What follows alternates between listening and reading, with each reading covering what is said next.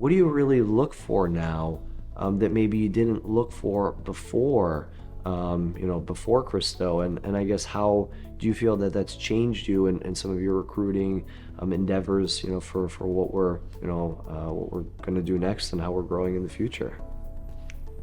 I think that I've always been one that looks for someone not necessarily that might have the exact skill set I'm looking for, but someone that has the drive, the determination, and the want to learn a new skill. But I think one of my favorite lines that I use all the time now is yours, and it's DNA over MBA.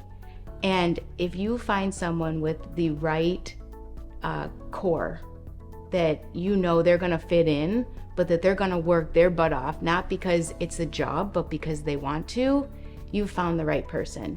And we've turned down many people that have a beautiful resume, but when you go to talk to them, they're not going to be the right fit. They're not going to fit in. And that's the most important thing.